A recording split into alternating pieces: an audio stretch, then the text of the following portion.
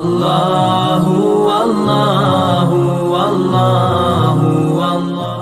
Apa perbezaan cobaan dan azab? Salat rajin, puasa rajin, tak pernah mencuri, tak pernah maksiat, tiba-tiba sakit, itu ujian, karena Allah ingin mengangkat derajatnya. Minum khamar, mabuk, tiba-tiba sakit, azab dari Allah. Tapi azabnya itu pun juga Allah ingin menghapuskan silap salahnya. Makanya kalau ada orang sakit, ada 3 kemungkinan. Pertama, azab karena balasan atas dosa-dosanya, tapi di balik azab itu juga ada rahmat supaya dosanya hilang. 2, Allah ingin mengangkat derajatnya karena dia sabar menerima ujian. 3, Allah sudah menempatkan dia di surga tertinggi tapi amalnya kurang. Maka kata Allah kepada malaikat, malaikat kasih dia ujian supaya kalau dia cukup maka dia ditempatkan. Mudah-mudahan kita semuanya sudah ditempatkan di surga Jannatul Firdaus. Tinggal lagi menambah amal-amal kita. Ini udah kemarin nama dia di mana nih? Ini di Firdaus ya Allah. Amal dia gimana? Amal dia kurang-kurang sedikit. Buat dia agak demam-demam puyuh 3 hari. Kalau dia sabar, masuk. Kalau nanti Bapak Ibu jamaah Tanjung Pinang masuk ke dalam surga, amin. Pas sampai ke dalam surga, tengok kanan kiri tak ada saya. Mana Ustaz Somad? Cari saya di ruang VVIP. Pede kali Ustaz. Orang Islam mesti pede. Yang ngajarkan dia pede Nabi. Man qala la ilaha illallah Muhammadur Rasulullah dakhalal jannah. Siapa yang mengucapkan la ilaha illallah Muhammadur Rasulullah dakhalal jannah. Masuk surga. Ini banyak orang, kau gimana masuk surga? Entahlah Pak Ustaz, enggak pasti lagi. Apa tak pasti? Kau masuk surga, pasti masuk surga. Cuman masalahnya masuknya kapan? Nah itu lagi. Nah, ada yang antriannya panjang, pakai transit delay pula lagi. Nauzubillah.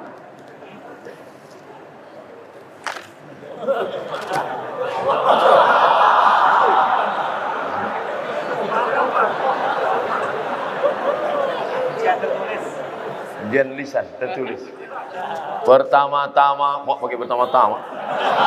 Izinkan saya mengirimkan Al-Fatihah untuk Ibunda Ustadz Abdul Somad Hajjah Rohana binti Nuruddin. Al-Fatihah. A'udzubillahi minasyaitonirrajim. Bismillahirrahmanirrahim. Alhamdulillahirabbil alamin. Arrahmanirrahim. Maliki yaumiddin. Iyyaka na'budu wa iyyaka nasta'in. Ihdinas siratal mustaqim. Siratal ladzina an'amta 'alaihim ghairil maghdubi 'alaihim waladdallin. Amin. Semoga Allah mengampunkan segala salah dan dosanya. Amin ya rabbal alamin.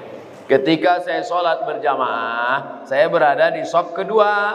Ada makmum di depan saya, sholatnya batal. Terus saya maju ngisi shaf yang kosong. Apakah yang saya lakukan itu benar? Atau sebaiknya makmum yang di sebelah orang yang batal itu yang menggeser? Ada 2 cara. Mohon maaf saya belakangi tuan-tuan. Yang jadi patokan imam di tengah. Imam di tengah. Lalu kemudian di mana orang yang batal tadi? Di sini. Kalau orang yang batal tadi di sini, maka shaf sini rapat kemari. Kalau yang batal tadi di sini, yang shaf sini datang kemari. Karena rapatnya kemari, bukan ke sana. Kalau tuan yang di belakang nengok dia tak bergerak, entah saking khusyuk atau dia takut, maka yang belakang ni maju ke depan. Nampak dia? Tengok beberapa detik tak bergerak, maju ke depan. Nanti baru yang belakang pula maju ke depan. Tak boleh ada shaf kosong. 2 cara, samping ni ke tengah atau yang belakang tu ke depan. Bagaimana posisi derajat kedudukan mertua dan orang tua kandung di sisi Allah? Kalau engkau berbakti sama ayahmu, sama emakmu, biasa. Karena dia yang mengandung 9 bulan 10 hari, menyusukan 2 tahun. Tapi kalau kau berbakti pada mertuamu, luar biasa. Kenapa? Karena dia memberikan anak gadisnya yang dilahirkannya dengan derai air mata, bersimbah darah, tiba-tiba dikasihnya anaknya kepada engkau hanya dengan mahar sebentuk cincin emas 1 gram, itu pun imitasi. Mau mau dia mengasihi anak gadisnya, ikhlas dia memberikannya, ambillah nak. Tiba-tiba setelah anak gadisnya kau ambil seminggu sebulan, balik anak itu dalam keadaan mata biru, KDRT. Oh, di mana otakmu kau letakkan? Oleh sebab itu maka berbakti sama ibu biasa. Aku sayang sama engkau mak, biasa, karena makmu yang menyusukanmu 2 tahun. Tapi kalau kau berbakti sama dia, luar biasa, karena dia memberikan anak gadisnya kepada. Hai ibu-ibu, kasih anak gadis kalian sama yang soleh-soleh di Masjid Tanjung Pinang. Tak ada yang mengaminkan, tak dapat lah kalian. Yang mengaminkan yang udah nikah pula, dapat 2 mereka. Tolong diberitahu amalan sunat sebelum tidur malam Pak Ustadz. Wudhu. Sebelum tidur malam berwudhu. Paling bagus lagi sholat witir. Tapi katanya witir tengah malam. Ada 2 sahabat Nabi yang witirnya sebelum tidur. Pertama Abu Hurairah. Yang kedua Abu Bakar Siddiq. Ya Aba Bakrin mata tutiru. Hai Abu Bakar, kamu witirnya kapan? Ba'dal atama. Habis isya sholat witir. Maka siapa yang witirnya sebelum tidur, nanti malam tahajud saja tak usah tidur lagi. Tak usah tidur lagi, tak usah witir lagi. Maka dia dalam keadaan tidurnya suci. Baca kul huwallah, kul ambil falak, kul rabbin nas, ayat kursi, al-fatihah, subhanallah 33, alhamdulillah 33, Allahu akbar 33. Miring ke kanan, hadap ke kiblat, bismika, Allahumma ahya wa amut. Sunnah. Orang sekarang tidur megang remote. Pertama dia nonton TV, lama-lama TV itu nonton dia. Cemana mau dapat rahmat barokah? Mati su'ul khotimah. Yang ditonton film hantu. Saya tahu Ustadz tidak merokok, tapi tolong beri saya motivasi untuk stop merokok. Udah capek udah saya cerita rokok ini.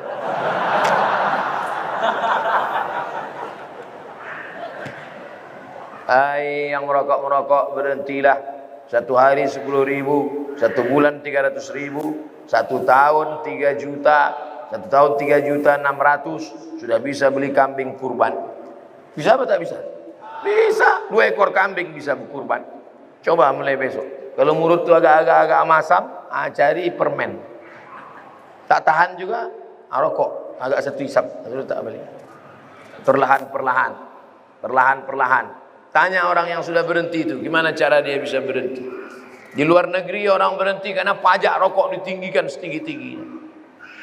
Semoga Allah senantiasa melindungi Ustaz. Amin ya rabbal alamin. Berapa banyak dari pendapat tabi'in yang boleh kita ikuti dan kriteria pendapat tersebut? Mohon doa untuk anak kami M. Nabil dan Rafika Gunawan menuntut ilmu di pondok. Nanti di akhir majelis kita sama-sama berdoa semoga anak-anak kita semuanya menjadi penghafal Al-Quran. Jadi para mujahid yang menolong agama Allah ini dengan harta dan nyawa mereka insyaAllah. Ada tabi'in namanya Al-Imam Al-Hasan Al-Basri. Kampungnya di Basrah, Irak. Maka ucapan-ucapan dia itu banyak dijadikan sebagai sandaran pendapat. Kriteria menerima pendapat tabi'in itu adalah, kalau dalam tafsir itu ada 4. Tafsir ayat Quran dengan Quran, tafsir ayat Quran dijelaskan hadis Nabi, tafsir ayat Quran dijelaskan oleh pendapat sahabat, tafsir ayat Quran dijelaskan oleh tabi'in. Tengok tafsir Tabari, ada tafsir Ad-Dhahhak, ada tafsir Mujahid, ada tafsir Ikrimah. Itu semuanya adalah tabi'in yang memberikan penafsiran. Tapi kalau dia bertentangan dengan Quran, bertentangan dengan sunnah, maka tidak dapat diamalkan. Tapi mustahil mereka membuat-buat pendapat, karena mereka adalah ahlus sunnah wal jamaah. Tabi'in yang condong kepada Qadariyah, Jabariyah, Mu'tazilah, fitnah khalqil Quran, keluar dari ahlus sunnah, maka tak bisa dipakai. Nah, ini semua harus dengan syarat dan ketentuan berlaku. Kalau orang sakaratul maut mengucapkan istighfar, bagaimana tuh Pak Ustaz? Tidak mengucapkan la ilaha illallah. Laqinu mautakum, talqinkan ke telinga sebelah kanan. La ilaha illallah. Nanti lidahnya nampak bergerak. Suara udah tak ada lagi. Bibir tak lagi bergerak. Hebatnya Allah Ta'ala. Ada kalimat, kalau diucapkan, tak perlu bibir bergerak, lidah saja bergerak. Tak bersuara. La ilaha illallah. Kalau sudah mulutnya, lidahnya nampak bergerak, la ilaha illallah, diam. Jangan ganggu. Tapi kalau dia meracau, berapa harga sawit? Berapa ikan sekilo? Nah, ingatkan la ilaha illallah sampai akhir kalamnya la ilaha illallah. Bagaimana kalau dia pas mau mati itu? Astaghfirullah. Tak masalah.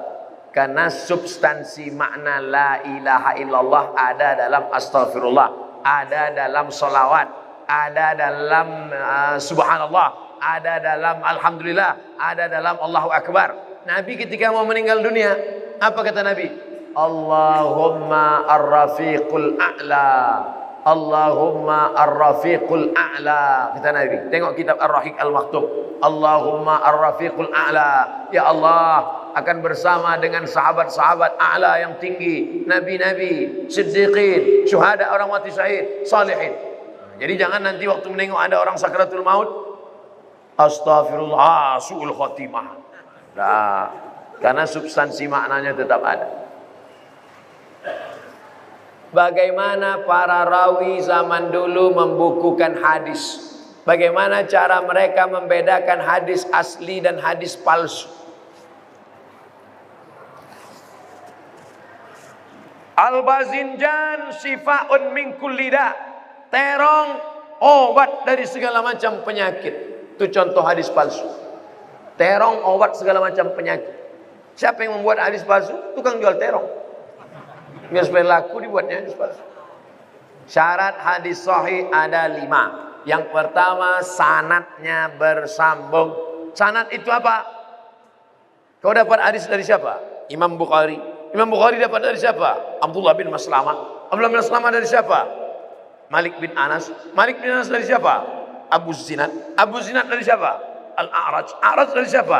Abu Hurairah. Abu Hurairah dari siapa? Dari Nabi Muhammad SAW. Sanadnya mesti nyambung. Kalau putus, lain.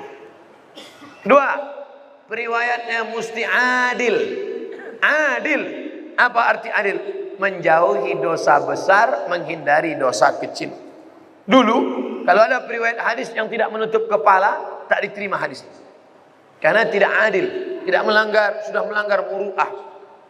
Makanya dulu periwayat hadis itu pakai sorban, pakai topi, menutup kepala. 3. Babit, ingatannya kuat. Ada orang alim tapi pikun, tak diterima hadis. Makanya kata Malik bin Anas, aku ketemu di Masjid Nabawi ini dengan orang-orang soleh. Kalau aku minta dia berdoa, turun hujan. Sakingkan kabul doa, sakingkan banyak zikirnya. Kalau aku suruh mereka berdoa, turun hujan. Tak perlu istisqa ramai-ramai. Satu orang saja berdoa, turun hujan. Tapi aku tidak meriwayatkan hadis dari dia. Kenapa? Karena pikun. Tak ingat. 4. Riwayat dia tak boleh bertentangan dengan riwayat yang lain. Namanya syaz. Mukhalafatus thiqah liman huwa awsaq minhu. 5. Tidak boleh ada illat. Illat itu apa? Sababun khafiyun yaqdah fi sihatil hadis. Ada sebab walaupun kecil yang membuat hadis itu jatuh derajatnya, maka tak bisa diamalkan. Inilah kriteria yang dibuat ulama dalam kitab-kitab ulumul hadis.